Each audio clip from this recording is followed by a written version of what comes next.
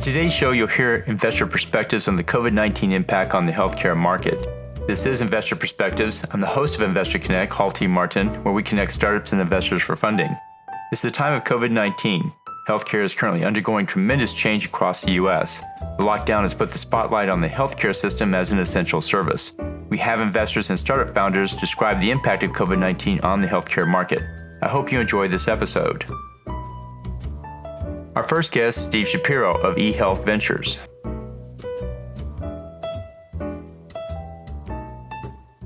So one of the things that I find many investors look for today, even outside of healthcare, is are startups COVID-proof? Is their business going to continue in a lockdown? Is it going to work in pandemic going forward? And we could see resurgences here in the future. And so what do you think startups need to do to COVID-proof their business in the healthcare space going forward? I don't know if it's unique to healthcare. I think any company has the basics. One is you have to reassess your financial projections. And I always like to look at expenses bottom up and to really see what waste you can get out, how to do things more efficiently. That certainly has been really emphasized through this. We have to adapt to working remote now. I mean, this was a big change. You know, we used to have meetings all the time, or you sit around, have a cup of coffee, and you're talking and exchanging ideas. It could be in the office or in healthcare, the lab, where you have to be at the lab all the time to do your research and your readings. So you have to really assess when you're accessible to it. And it could be that you're going to be going to the lab at night when there's not other people around. And we've seen some of our companies doing that. And so I think the physical location of where you are and how they can adapt to that. I think you need a tight control on your timelines and your roadmap. So when people are remote, you're not on top of them all the time, seeing what they're doing. So we have to really make people accountable. Everybody had to understand what our goals are. What are the specifics that we need to do to achieve it? Are they accomplishing it? Are things happening on time? Are there any red flags? You could see somebody sweating at their desk, go up, oh, what happened? But now, you're absent from them. So I think it's really important for project management to assess that.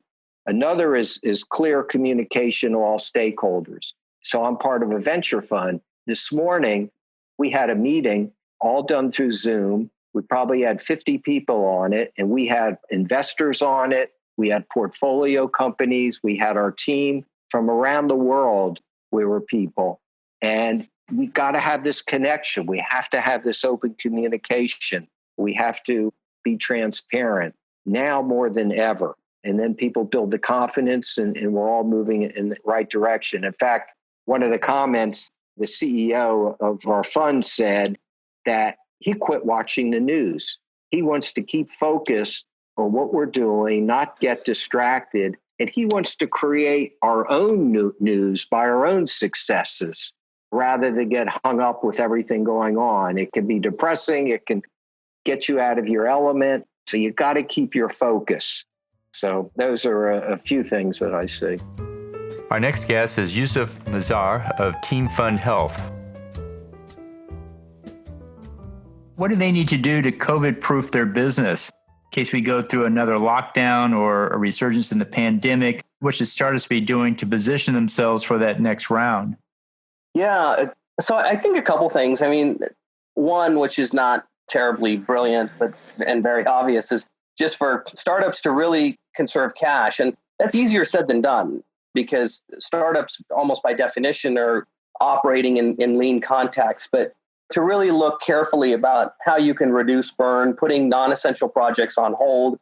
One of the hardest things at a startup is to prioritize what are the most important and least important things that you have going on, right? Usually everything is most important, but you have to force rank those things and put things on back burners and reduce unnecessary expenses. That is just number one. It gives you more runway ahead. The second is, what we've seen is, to the extent possible, get early commitments from your insiders to bridge as much as possible. You may think you don't need it, but get those conversations going. Make sure you understand where all your investors are parked. If they have their own challenges with their LPs or general partners or whatever it is, get that out there, make sure you understand it. And if possible, start to flesh out what a bridge round or a note could look like with insiders. Part of the reason that you've picked the investors that you have is because they're there with you for thick and thin. Well, this is thin and you're going to need them. And this is a good time for founders to reach out and make sure that those investors are there for them. And if you wait too long, then you start to lose a little bit of leverage and the terms may not be as ideal as what you'd like. So again, getting early conversations with insiders is key. I think the third is that because of these areas that we've talked about that are getting charged up in terms of telemedicine and remote monitoring, et cetera, if there's a way to kind of weave your story and approach to tether to some of those categories, it gives your company a different angle or different lens to look through as well. And because those are hotter sectors that are attracting dollars, if you can get into those currents, that will also help to the extent it'll provide some tailwinds, et cetera, and some momentum. And then I think finally, and again, this may be a little bit more specific to kind of some of the Indian companies that we see, but they've taken some very creative measures. And so to give you an example, in the Indian medtech ecosystem, we've seen a lot of companies there look internally and say, look, we've got this fixed cost, which is talent. We've got this fixed cost of these facilities. They're ISO certified. They're able to be used to produce medical technologies and medical equipment. And they have shifted what they're doing, and they've started to produce PPEs or other disposables or medical equipment that would otherwise normally have to get imported from other foreign markets. And there's one company that produces a diabetes test, and they have actually shifted their manufacturing to produce PPEs, and now they're the second largest provider of PPEs in the country. So those are very specific examples of things that people have done, but it's that outside of the box thinking. It's creative ways to leverage your facilities and your human resource and your human capital in ways that you can maybe monetize in non-obvious ways, let's put it. So that's kind of just the last and final point, really a smaller point, but I just like the fact that by nature, startup founders and entrepreneurs are creative. And so to leverage that creativity into creative ways to keep the business, as you say, COVID-proof, you don't necessarily always just have to stick to the core of your business to do that. Our next guest is Stephanie Wojciech, Investment Manager of Life Sciences and Healthcare at LBBWVC. So what does a company need to do to become COVID-proof in case there's another lockdown? What do they need to do to change their situation in order to maintain their business during a pandemic? So I think a lot of companies that we have been talking to did rather well. They were all going into remote, which was working really, really well. And as I said, the most difficult thing, what is applying to companies that sell, is really to digitize the sales process and so on. So in terms of, we have this also in our investment firm, becoming remote, I think, is not such a big problem for companies, so they can prove it. But then, of course, what we have to see is, or what we have to analyze is, in the first lockdown, how quickly did they adapt their sales process and how did the numbers change in their sales? So did they change? Did they even change for the positive or whatsoever? I think this is something that really matters. And that now, if there would be a second lockdown, we would now be in a better position that we would be able to compare what happened during the first lockdown and giving us a hint about how agile and flexible the company is. Well, during the first lockdown, there was a great need for PPE equipment, personal protective gear, and it seemed like they needed masks and gloves and coats and so forth in the millions. I mean, it was a huge number. And I wonder what do you think will change or what must change in order to provide that kind of equipment for pandemic level actions in the healthcare space specifically? It's difficult to say. I mean, probably we are now at a level where a lot of things have already been produced. So we are already at a good level of being adapted and knowing how to produce. And I think we have probably also some spare stuff, but probably we currently forget about it because we're a little bit more leisured about it and we do not have so much. Well, some countries in Europe, for example, Finland actually had stocked up on X million units of masks and protective gear for other needs. And so when this came along, they were prepared. Do you think other countries will stockpile those type of materials, or do you think they might come up with maybe more automated solutions like robotics and manufacturing that can produce those type of things quickly when needed? Which way do you think that might go? Yeah, as I said before, I think robotics in general will also be a part that's becoming much more important. That during the pandemic, we were realizing, or during the start of the pandemic, we were realizing, okay, we have to see that we reduce human contact, and reducing human contact means also if you can automate things and by robotics, of course, this will be helpful. Yeah, but the thing is don't know. What I see is that this might be only a short-term impact, the requirement for masks and other things. So I don't know if there's really a use in finding long-term solutions only for this application. So I just feel like more a change of the mindset that is happening, that is having a long-term impact in the healthcare sector and way things are developed and innovation is thought through. And our next guest is James Lancaster of VIC Technology Venture Development. So what does a startup have to do to be COVID-proof in this world? In case we go through another lockdown, how can companies get ready for that? Well, certainly any startup at any time, and certainly in the 20 years I've been around, has to be nimble on their feet and ready for a surprise at any time. They rarely, if ever, have funding to throw money at problems. They got to be creative and react to opportunities as well as negative surprises. But certainly there's been a more flexible work arrangement kind of situation available, co-working and other creative real estate opportunities. I think that creates some health isolation issues that may change a little bit. It may be may have to be a little bit more creative with having fewer real estate options for startups. Like in first 10 or so years when I was first getting involved in startups, no one really cared about startups and you struggled to find space. And people worked out of their garage because no one would give them a lease or anything like that. So I think some of that, not all of that, will come back.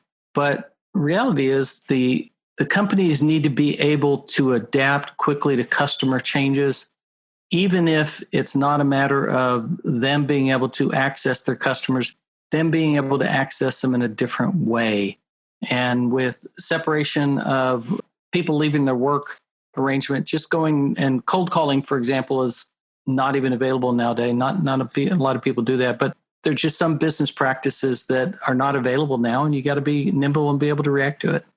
Remember in the early stages of the lockdown, especially out of New York, we heard calls for literally millions of PPE materials and then thousands and tens of thousands of ventilators. How do you handle something like that? Because the systems really aren't set up to generate that volume of material or equipment in that time frame. What can be done about that? Well, I certainly think one thing we hadn't touched on, I certainly think there's going to be a redirection to bringing manufacturing other operations back to the U.S. Part of the problem is not just the manufacturing capacity and the manufacturing knowledge, but the supply chain. Even if a factory in Shanghai can ramp up production double or triple in a short period of time, that doesn't mean you can physically get it here very quickly. So I think some onshoring of manufacturing capacity, even if it's as a backup capacity locally, will change a lot. The ability to produce toilet paper is one thing. The ability to ship it and stock it and get it on store shelves is another, but you can't make trees grow faster. So do you create more toilet paper from recycled paper, for example? I mean, there's a whole bunch of things that I think will cause a rethinking of how we deal with simple things like toilet paper, but the toilet paper shortage is just an example of the type of thing that was dramatically affected. PPEs, I've seen several companies that are trying to create new membranes that are cleanable, different shapes that support different body and shape sizes. The number of PPEs used for kids in the past several months is a bigger issue than was used for adults and stuff. So there's a whole bunch of things that I think will become more flexible, probably brought back at least some redundant or supportive capacity to the U.S. And I think supply chains need to be rethought. Massive distribution centers that can be out in a pinch and not restocked carefully, doesn't matter whether it's overseas or in the U.S., creates a big problem. We haven't seen much innovation in the supply chain for a number of years. I remember in the 90s, there was quite a bit of a change going on with the promotion of the PC and, going to the corporate. But since then, I don't really see a lot going on with supply chains itself. And then there is the element of robotics that comes in to this as well, where I remember 6 months ago, people were holding podcasts about how robotics were coming to take your job, be very afraid. And today, I think people look at robotics very differently because of the need for supplying equipment with quarantine workers. Absolutely. And supply chains, certainly 20 years ago, is around optimizing supply chains and then outsourcing or optimizing in a different way to take advantage of labor costs and stuff. A lot of the work after that went into logistics of you can't take advantage of offshore manufacturing if you haven't solved the logistical issues.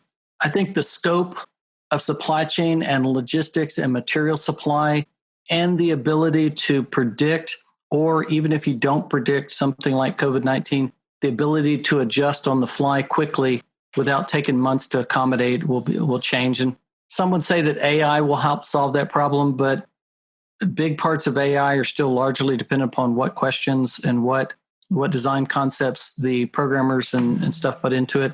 Reality is nimble manufacturing where someone can, a plant, for example, can redirect from newspaper production to toilet paper production. And that's a silly example a little bit, but being able to react quickly to shifting conditions and retool manufacturing without totally disrupting it may be part of the answer as well. And some people talked about 3D printing would bring that. 5 years ago, 3D printing was going to solve all those problems, supply chain logistics, and that's just not quite there yet for all applications well. But you would think paper is paper. The same plant that produces newspapers or toilet paper produce school paper. If kids are not in session, they don't need as many school paper, so maybe they can produce more toilet paper, but it's just not that easy. Well, you bring up a good point. What is the status of AI? In the beginning of the pandemic, it was touted as being a solution to the vaccine by combing through all the clinical data and helping choose the right one. How far along do you think AI is in the healthcare space? Oh, in the healthcare space is interesting. There are certainly certain applications like AI has been very effectively applied to things like image management, cancer detection, radiology. AI is being deployed to help with vaccine identification or small molecule, stuff like that. Things that involves large amounts of data, correlating data and trying to get useful outcomes or analysis out of it. But I think I have a couple of friends in the AI space, and they're finding, or at least they're telling me they're finding that it's only as good as what you predict the problems or answers that you need. So if you're not good at predicting that you will need a solution in a month's time period to handle a full lockdown from COVID-19, the model is not going to produce results that deal with that as well. If you assume that every 6 months you're going to have a COVID-19 shutdown, then the model may actually happen too often. Now, what happens when a hurricane hits, you're already out of toilet paper or you're already out of protective masks, and then the supply chain is hampered further from the COVID-19 shutdown for hurricanes or tropical storms or something like that happening? Well, you start stacking the problem and it gets increasingly complicated to build a model that handles that. Will they get better and better and more sophisticated over time? Well, of course they will. But you sort of got to predict the best and worst outcomes and then figure out a way to elegantly combine them together to get a useful outcome. It's just as easily to have the supply chain and software tell you that you don't have enough toilet paper and you end up with a shortage. But in the process of thinking you don't have enough toilet paper, you get massive amounts of it delivered to your doorstep. So it's just as easily to have shortages as it is overages and misallocation of materials and supplies in the process. Thank you for joining us today. As always, be sure to leave a review, subscribe to this podcast, and share it with others. Let's go start up something today.